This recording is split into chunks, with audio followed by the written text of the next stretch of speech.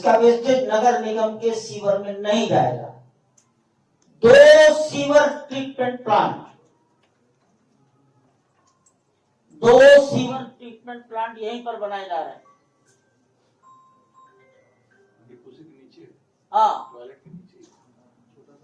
एक यहीं पर है नीचे और एक यहाँ है 12B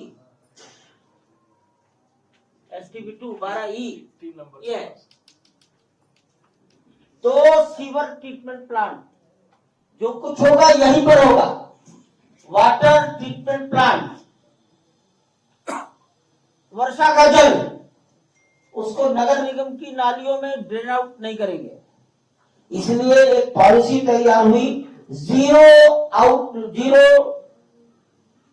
डिस्चार्ज। तो जब जीरो डिस्चार्ज पर होमवर्क करेंगे तब 2-4% होगा। जीरो डिस्चार्ज, नगर निगम को इस अंदर के दबाव से कभी भी कठिनाई ना हो। नगर निगम का मतलब होता है जनता। तो अयोध्या छावनी, इस पॉपुलेशन को कोई कठिनाई नहीं होनी चाहिए। इलेक्ट्रिफिकेशन, हमने पावर हाउस से डायरेक्ट डेडिकेटेड लाइन ली है 33 किलोवाट। उसका रिसीविंग स्टेशन, उसको 3 हिस्सों में डिस्ट्रीब्यूट किया गया।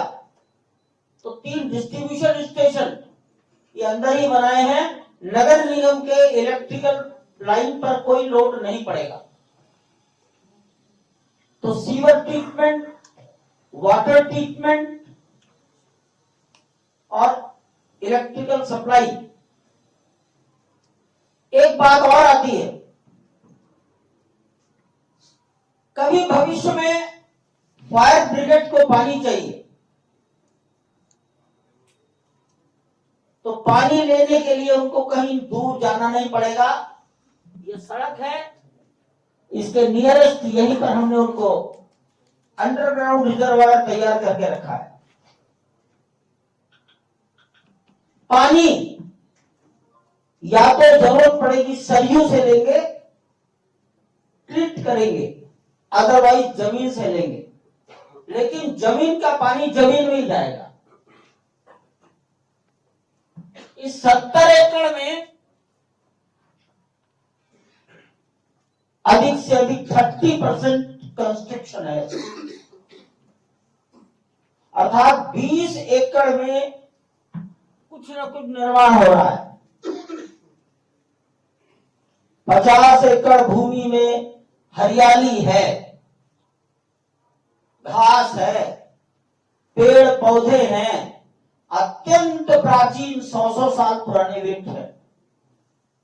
ऐसे वृक्षों का घना जंगल भी है, शायद जहां सूर्य की किरणें कभी धरती पर आती ही नहीं। ये प्रिजर्व किया गया है, इसलिए जमीन का जो ग्राउंड वाटर का लेवल है, it will never go down, it will never go down, ये मेंटेन रहेगा। सारा वर्षा का जल धरती के अंदर जाएगा, कुछ भी पानी बाहर की नाली के माध्यम से सरयू में नहीं जाएगा। जीरो डिस्चार्ज, ये हमारी एक लगभग जनरल कॉन्सेप्ट है, जो वहां सारे काम हो रहे हैं। आप यहां कहीं खड़े होकर देख पाएंगे।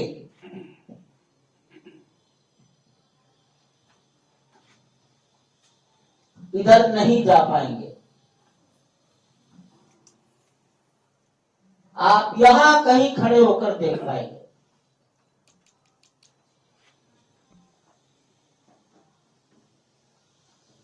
सौ प्रकार की मशीनें अंदर कम से कम काम कर रही होंगी, उसको कोई कठिनाई ना हो। डस्ट बहुत है, वो स्टोन डस्ट है, स्टोन डस्ट बहुत नुकसान पहुंचाती है।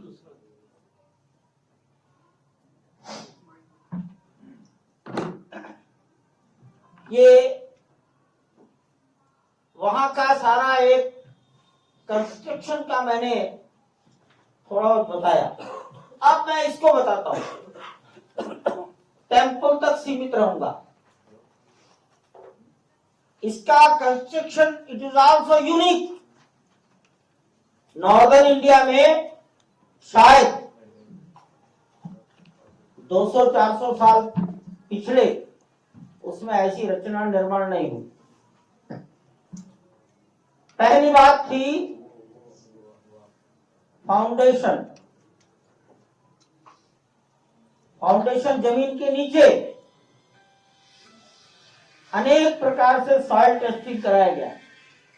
एक प्रकार ने, अनेक प्रकार ने, इन्होंने किया, उन्होंने किया।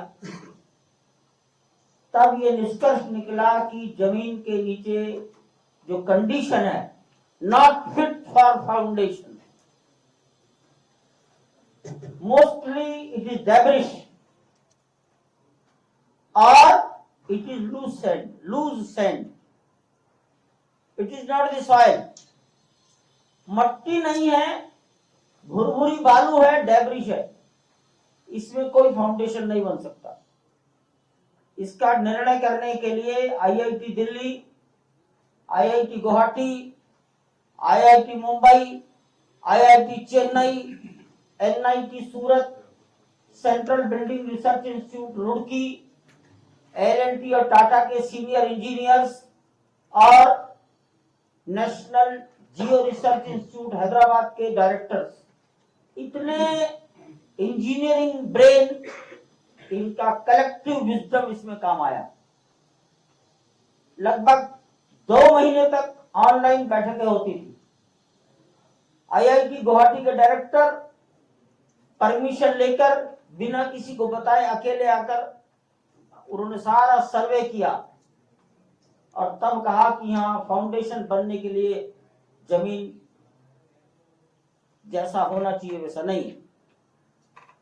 इसलिए डिसाइड किया गया इसे हटाओ।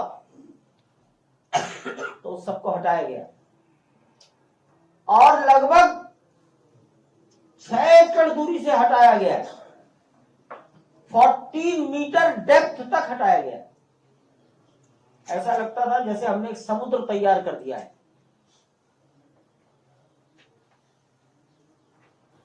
मेरे विचार से अप्रॉक्सीमेटली 2 लाख घन मीटर मट्टी हटाई गई। 1,80,000, मैं इसी को 2 लाख कह रहा हूं। 2 लाख क्यूबिक मीटर्स मिट्टी हटाई गई। फिर इसको भरना कैसा? तो आईआईटी चेन्नई ने इसके लिए कंक्रीट को स्पेशली डिजाइन किया। आप और हम सब मकान बनाते हैं, उसमें कंक्रीट डालते हैं, ये तो नॉर्मल कंक्रीटिंग है। प्रोफेसर मनु संथानम ने स्पेशल डिजाइनिंग किया। सीमेंट जितना नॉर्मल हम आप इस्तेमाल करते हैं उसका ओनली 2%। पानी very less. Core sand 0%। Core sand को रिप्लेस किया गया है स्टोन डस्ट,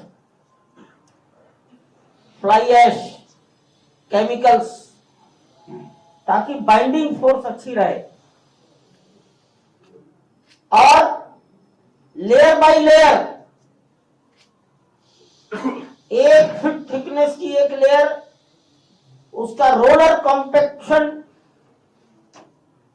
2 इंच कॉम्पैक्शन करना, 12 इंच को 10 इंच बनाना, density measurement, then the second layer, third layer. 56 layer पड़ी है, 14 मीटर।